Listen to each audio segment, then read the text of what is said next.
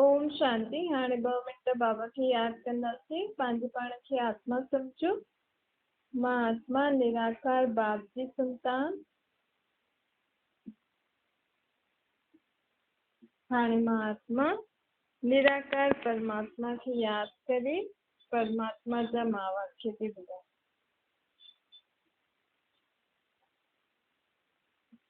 ओम शांति। अज मीठा मीठा श्री बाबा ब्रह्मातन द्वारा सुवंता मीठी मीठी बच्चे बाप इन संगम युग ते ब्रह्मा जे तन में अची करे तव्हांखे ज्ञान थो ॿुधाए।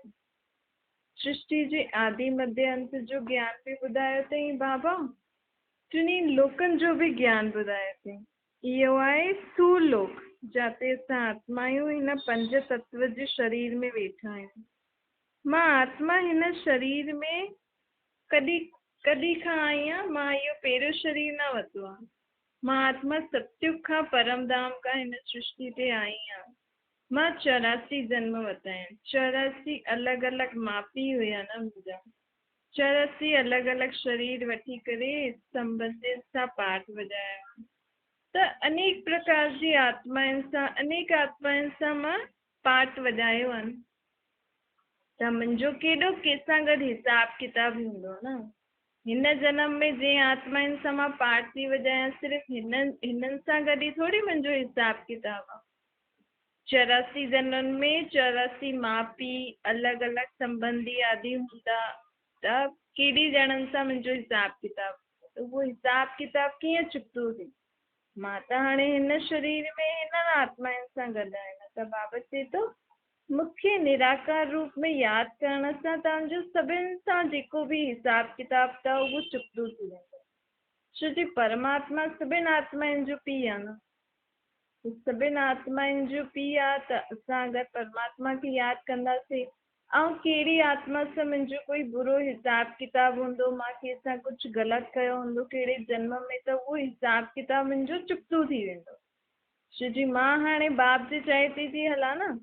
द्वापर युग खां त मां विकारनि जे वश थी करे बुरा कर्म कया, लेकिन हाणे बाबा चए थो मुंहिंजे मथे हलो त तव्हांजो सभु हिसाब किताब चुकतो थी वेंदा। त हाणे मूंखे परमात्मा खे यादि करे परमात्मा जे मत ते हलंदमि त मुंहिंजा विक्रम विनाश थी वेंदा। छो जी सत्य त्रेता में जेको असां जीवन जींदा आहियूं न, उहो हाणे जेके असां मत सिखूं था, परमात्मा जी जेकी हाणे असांखे शिक्षायूं मिलनि थियूं, त हिन शिक्षाउनि जे अनुसार असांखे उहो जन्म मिलंदो आहे। त सत्य त्रेता में त मुंहिंजो कंहिंसां बि कोई बुरो हिसाब किताब न हुयो। सुठो बि न हुयो त बुरो बि न थींदो। छो जी 2 युगनि ताईं त असां जेका हाणे परमात्मा खां वरितो था वठूं हुन अनुसार ई असांखे जन्म मिलंदा आहिनि न। त हुते कोई हिसाब किताब हूंदो न आहे। हुते त सभु सुख शांति जो जीवन पंहिंजो जींदा आहिनि। छो जी असांजो बाप हाणे असांखे वरितो थो ॾिए न। द्वापर युग खां मां विक्रमनि जे वश थी करे बुरा कर्म कया आहिनि। त मुंहिंजो तॾहिं खां मुंहिंजो आत्माउनि सां हिसाब किताब आहे। त उहो हिसाब किताब हाणे परमात्मा चए थो कोई भक्ति करण सां तव्हांजो उहो हिसाब किताब चुकतो न थींदो। भक्ति में त असां सिर्फ़ु भॻवान जी महिमा ॻाईंदा आहियूं न। असां त भॻवान सां असांजो संबंध छा आहे इहो बि न ॼाणंदा हुआसीं। हाणे हिन ज्ञान सां असांखे सभु सम्झ मिली आहे। असां सम्झी सघंदा आहियूं न। हा भई असां आत्मा आहियूं, असांजो माउ पीउ परमात्मा आहे ऐं असां परमधाम सां हिन सृष्टि ते हिन शरीर में खेल था खेॾूं। भक्ति में चईंदा हुआसीं, लेकिन कॾहिं सम्झियो थोरी हुयो। हाणे अगरि कोई तव्हांखां पुछे तव्हांजो माउ पीउ केरु अथव त तव्हां फटाफट ॿुधाईंदव न असांजे शरीर जा माउ पीउ इहे आहिनि। लेकिन हाणे असांजो बाप परमात्मा चए थो तव्हां शरीर आहियो न, तव्हां त आत्मा आहियो।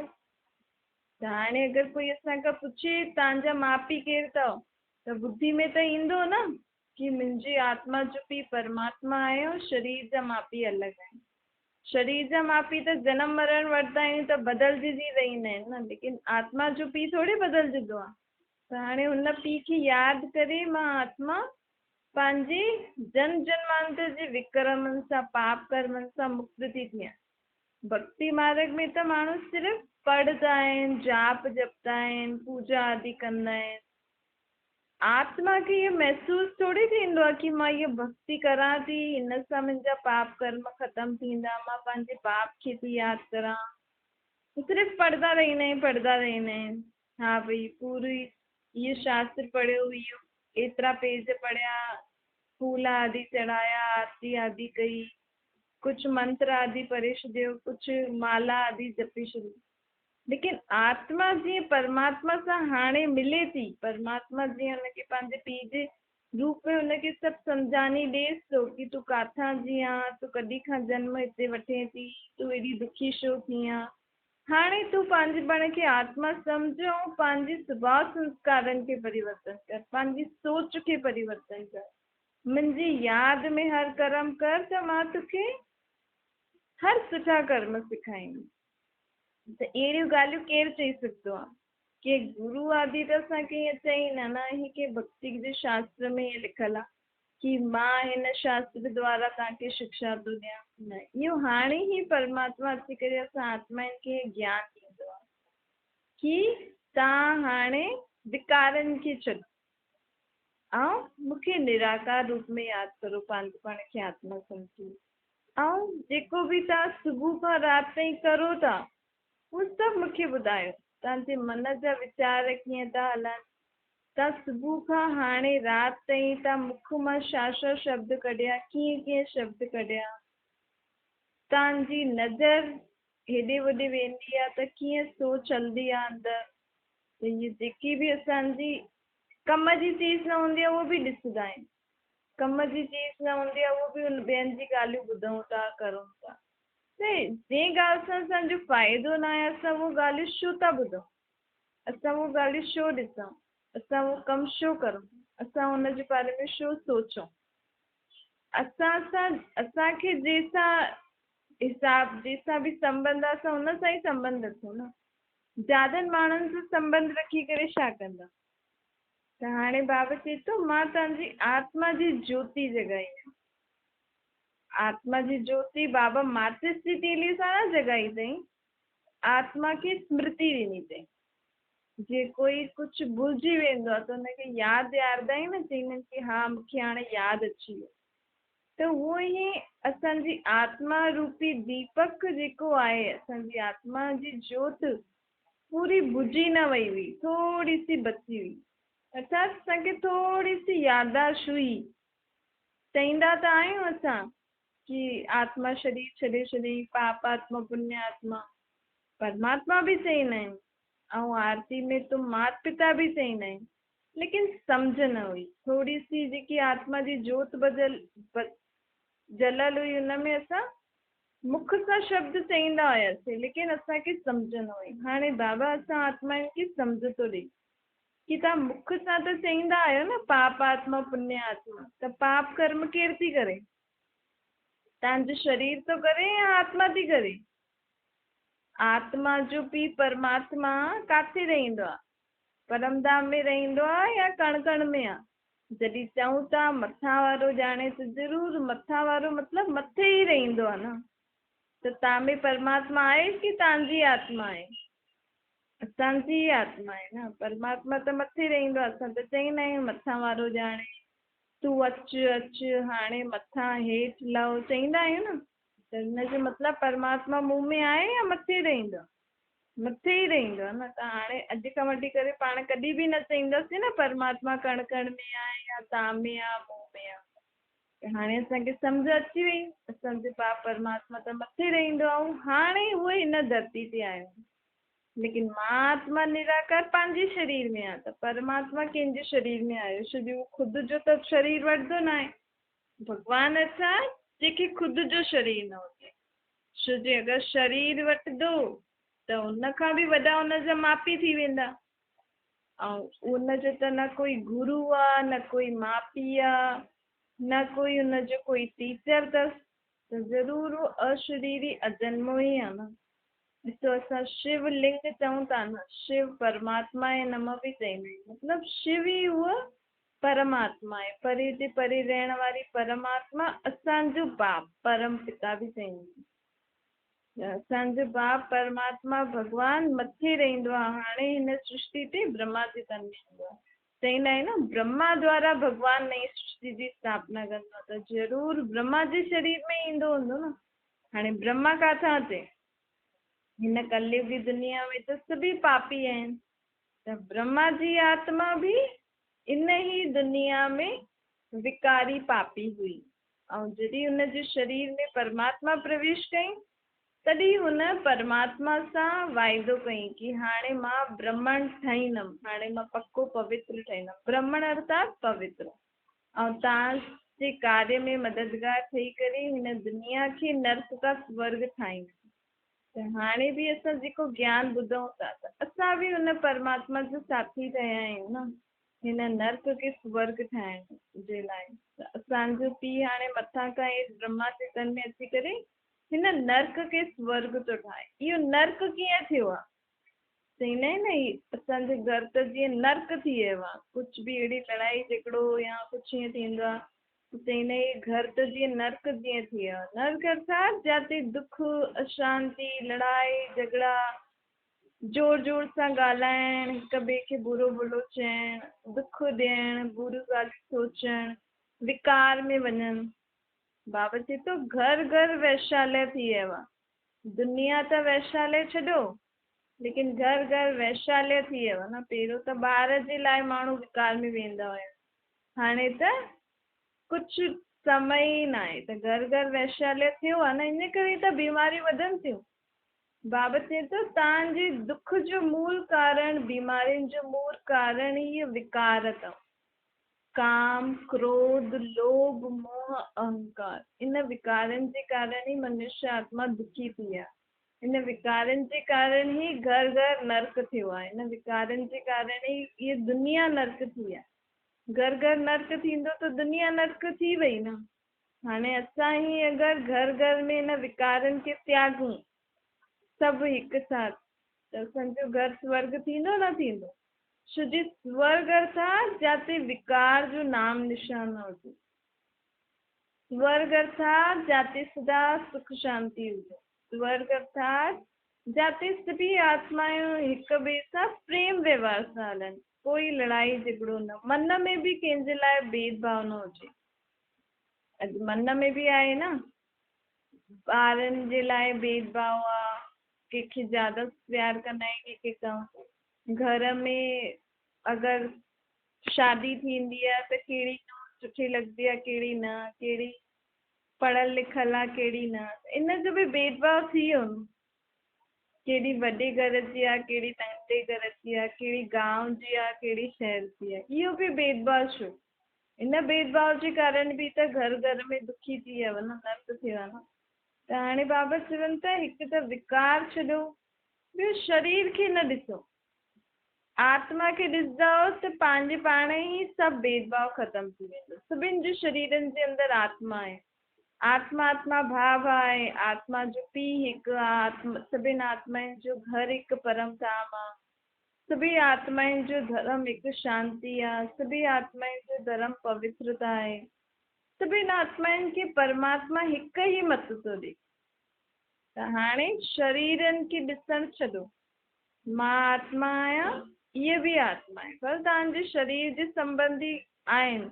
कोई धीउ आहे, कोई पुटु आहे, कोई नुंहुं आहे, कोई माउ आहे, कोई पीउ आहे। लेकिन हाणे भले तव्हां मुख सां ईअं चओ हुनखे माउ पीउ भाउ भेण, लेकिन अंदरि असांखे इहो भेदभाव कढणो आहे। जाति पाति जो, पढ़ियल लिखियल जो, गोरे कारे जो, गांव शहर जो, और जो बि भेदभाव हूंदो आहे, इन भेदभाव खे कढण लाइ परमात्मा चए थो हाणे आत्माउनि खे ॾिसो त पाण खे कंहिंजे लाइ बि भेदभाव न ईंदो। ॿियो कॾहिं बि पाण खे इहो न सोचणो खपे कि फलानो हीअं आहे फलानो हीअं आहे। कोई केतिरो बि बुरो हुजे, कंहिंखे केतिरो बि असां सम्झायूं पर सुधरे नथो, तव्हां बाबा चए थो हाणे ईअं करे ॾिसो। हाणे तव्हां हुनजे लाइ सुठो सोचो। अगरि तॾहिं बि उहो ग़लती मथां थो करे त बि मन में सुठो सोचो, न इहो सुठो आहे, इन जो सुभाउ संस्कार सुठा आहिनि, इहे सुठी सुठियूं ॻाल्हियूं कंदो आहे, सुठी सुठियूं हरकतियूं कंदो आहे। हाणे इहो सोचो, बुरे खे बुरे रीति ॾिसी करे हुन बुरे ॻाल्हियुनि जे बारे में न सोचो। छो जी असां अगरि कंहिंजी आदत कोई बुरी ॾिठी ऐं हुनखे बुरी रीति हुनजी वो स्वभाव संस्कार हुनजा हुन रीति ई सोचियो आहे कि न उहो त हीअं कंदो आहे, जेकी बि बुराई पाण ॾिठी त उहो आत्मा ॿियो बुरो कर्म करणु लॻी वेंदो। त हाणे बाबा चए थो तव्हां पंहिंजी सोच खे सुधारो, काथे न काथे असां ई हुनखे बुरो ठाहिण जे लाइ निमित आहियूं। छो जी असां सोचूं था न बार बार कि न उहो हीअं कंदो आहे हीअं कंदो आहे, त बार बार बार असां सोचूं था न त हुन आत्मा बि हुन रीति बार बार कंदी थी वञे।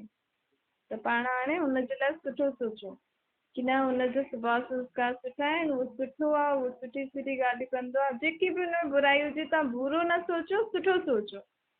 त बाबा चए थो ॾिसो उहो तव्हांजी हिन सोचण सां हुनजो स्वभाव संस्कार सुठा थी वेंदा, हुनजी आदतूं सुठियूं थी वेंदियूं। त हाणे मुख्य आहे असां पंहिंजी सोच खे बदिलां। असां पंहिंजी सोच खे बदलंदासीं त असांजे घर जो वायुमंडल बि सुठो थी वेंदो। असां पहिरियों ई सोचंदासीं कि हीअं थींदो, वरी हीअं न थिए, वरी हीअं थिए, त उहो थी वेंदो आहे। छो जी असांजी सोच सां ई त असांजो जीवन हले थो। असां अगरि सदा ई सुठो सोचंदा रहंदासीं त असांजी सोच जे हिसाब सां असांजो जीवन गृहस्थी बि सुठी थी वेंदी। त हाणे मूल ॻाल्हि छा आहे, पंहिंजी सोच खे बदिलो, सदा सभिनि जे लाइ शुभ सोचो ऐं हर हिक सां सुठो व्यवहार करो, उनजी बुराइनि खे न ॾिसो। हर हिक आत्मा में कोई न कोई अच्छाई त हूंदी आहे न, त पाण छो न हुनजे अंदरि जेकी सुठी चीज़ अथसि हुनखे ॾिसी करे हुनखे अॻियां वधायूं। ज़रूरी थोरी सभिनि में हिकु जहिड़ी चीज़ हूंदी आहे, हिकु जहिड़ा ई स्वभाव संस्कार हूंदा आहिनि, हिकु जहिड़ियूं आदतियूं आहिनि, लेकिन बाबा चए थो सभिनि में हिकु न हिकु विशेषता ज़रूरु थींदी आहे। त हाणे हुन गुण खे ॾिसी करे हुन गुण जे हिसाब सां हुन माण्हू खे हलायो जीवन में। छो जी अगरि पाण हुनजी विशेषता खे ॾिसंदासीं ऐं हुन रीति हुन सां कमु व्यवहार कंदासीं त हुन में ॿिया बि गुण वधंदा रहंदा, हुन में ॿिया बि चीज़ूं सुठी सुठी ईंदी रहंदियूं। ऐं अगरि पाण सदा ई हुनखे हुनजी बुरी ॻाल्हियुनि जे हिसाब सां ई हुनखे ॾिसंदा रहंदासीं, भई कंहिंमें कुझु बुराई हूंदी आहे न, त जॾहिं बि उहो माण्हू साम्हूं ईंदो आहे त सभिनि खां पहिरियों हुनजी बुराई ई नज़र ईंदी आहे, हुनजी बुराई ई पाण खे यादि ईंदी आहे। त उहो केतिरो बि सुठो हलणु चाहे न, लेकिन पंहिंजी सोच ऐं पंहिंजी नज़र जे कारण उहो पंहिंजे अॻियां बुरो ई हूंदो।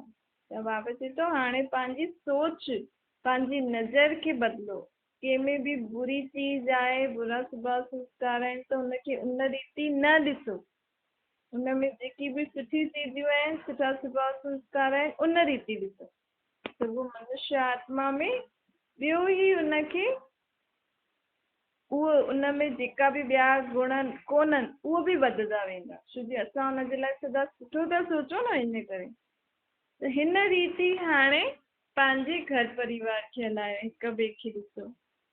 छो जी अगरि बुरे खे बुरो चईंदा रहंदासीं ऐं ॿियो हुनजे मथां क्रोध कंदासीं, हुनखे बुरा शब्द चईंदासीं त हुन सां छा थींदो, उहो ॿियो ई तव्हां खां परे हली वेंदो। भई हीअ त सॼो ॾींहुं ईअं चईंदो रहंदो आहे, बसि हुन वटि त हिकु ई ॻाल्हि अथसि, त परे हलंदो, हिन सां त तव्हांजा संबंध बिगड़िया न। तंहिंखां सुठो त तव्हां हुनखे सुठो चओ, हुनजे लाइ माण्हुनि खे सुठी सुठी ॻाल्हियूं चओ, न हुन में ॾाढा सुठा गुण अथसि, इहे अथसि, त उहो ॿियो ई तव्हां वटि घड़ी घड़ी ईंदो, तव्हां सां ॻाल्हाईंदो कंदो, ऐं पोइ तव्हां हुनखे प्यार सां सम्झाइजो। अगरि कंहिंमें अगरि पाण खे कंहिंखे परिवर्तन करिणो आहे त हुनखे कीअं परिवर्तन करिणो आहे, क्रोध करे बुराइयूं हुनखे बार बार ॿुधाए करे परिवर्तन न करो, हुनखे सुठी रीति हुनजी विशेषता हुनजा सुठी ॻाल्हियूं ॿुधायो, पोइ उहो ॾिसो पोइ धीरे धीरे पंहिंजे पाण ई परिवर्तन थी वेंदो। बाबा हाणे आत्माउनि खे इहे सम्झ ॾियणु आयो आहे, आत्माउनि जी ज्योति अर्थात सम्झ वधाइणु आयो। छो जी आत्माउनि में सम्झ न आहे न, हाणे तॾहिं त असां दुनिया में दुखी थिया आहियूं। जेके कोई ग़लति कमु कंदो आहे त असां चवंदा आहियूं न हिनखे सम्झ कोन अथसि, त हिन रीति असां में बि कोई अहिड़ी ॻाल्हि आहे, मतिलबु असां में बि कोई त सम्झ न आहे। त हाणे बाबा सभिनि खे सम्झ ॾियणु आहे। बाबा चए थो इन जे लाइ तव्हां आत्माउनि जो कोई दोष न आहे। ॾिसो भॻवानु असांजे बाप असांखे दोषी नथो ठाराए। असां एॾा ग़लति कम कयासीं विकारनि जे वश। भॻवान जा ॿार थी करे असां केॾा ग़लति कम कयासीं न। भॻवान जे लाइ कण कण में चयासीं, उन्हनि खे चयोसीं कि असां में बि भॻवानु आहे। असां कूड़ पाप करूं था, विकारनि में वञूं था, क्रोध करूं था, मांस मच्छी खाऊं था, दारू आदि पीऊं था, ऐं असां चऊं था मूं में भॻवानु आहे। त भॻवान बि अहिड़ो कमु कंदो आहे।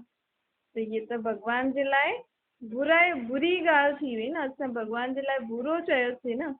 मूं में भॻवानु आहे त मुंहिंजी जेकी बि बुराइयूं आहिनि उहे बि भॻवान जी आहिनि, त भॻवान बि बुरो थी वियो। त इहो त पाप कर्म थी वियो न। मां भॻवान के लाइ ईअं चयो, हिन जो पाप बि आत्मा ते चढ़ल आहे। जेको पाण चईंदा आहियूं न भॻवान जे लाइ ईअं सर्वव्यापी ऐं मूं में भॻवानु ऐं मूं में कोई बुराई आहे त उहो भॻवान जी थी वई। त इन जो बि पाप चढ़ल आहे।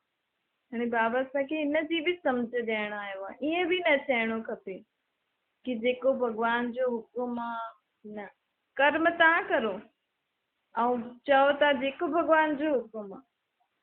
त बाबा चए थो मां कोई तव्हांखे ईअं हुकुम थोरी कंदो आहे तव्हां ई हेॾे वञो हेॾे न वञो, हिन सां ॻाल्हायो हिन सां न ॻाल्हायो, या तव्हां हाणे रोटी खाओ न खाओ। इहो त तव्हांखे बुख लॻंदी अथव त तव्हां खाईंदा आहियो।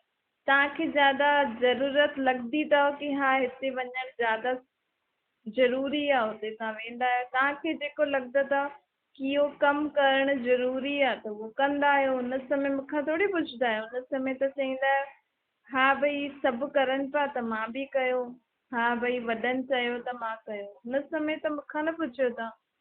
त बाक़ी ॻाल्हियुनि जे लाइ मुंहिंजे मथां छो था चओ जेकी तव्हां नथा करे सघो। मां कॾहिं बि तव्हांखे ईअं हुकुम न कंदो। मां त हाणे हिन संगम युग ते अची करे ई मां तव्हांखे सम्झ ॾींदो आहे। बाक़ी कहिड़े बि सत्य त्रेता द्वापर कलयुग में मां तव्हांखे कॾहिं बि कोई ॻाल्हि जी सम्झ न ॾिनी आहे। इहे सभु तव्हां पंहिंजे हिसाब सां कयो। हाणे ई संगम युग ते जॾहिं छो जी कलयुग खां पोइ सतयुग अचण वारो आहे न, त हिन ई संगम युग ते मां अची करे तव्हांखे मत अर्थात सम्झ ॾींदो आहे। ऐं मां हुननि खां ई कमु कराईंदो आहे जेका मुंहिंजी मत ते हलंदा आहिनि। इहो जो ॻाल्हि आहे न, करन करावन हार भॻवानु कराए थो, असां त करूं था सिर्फ़ु। त बाबा हिन समय ई कंहिंखां कमु कराईंदो आहे जेकी परमात्मा जे मत ते हलंदियूं आहिनि, जेकी परमात्मा जी चए ते हलंदियूं आहिनि न, उन्हनि सां बाबा कमु कराईंदो आहे। हाणे बि आयो आहे बल कमु, हाणे हिन समय बि कराए थो, लेकिन हुननि में बि हुननि ई आत्माउनि खां कराईंदो आहे जेकी हुनजी चए ते हलंदसि। अगरि माउ पीउ जी चए ते ॿारु हले ई न त माउ पीउ छो हुनखे हुनजो कमु कंदसि, हुनजी ॻाल्हियूं ॿुधंदसि। कुझु करनि माउ पीउ हुनजे लाइ कोई सुठो करे बि ऐं उहो हुनखे मञे ई न त फ़ाइदो छा।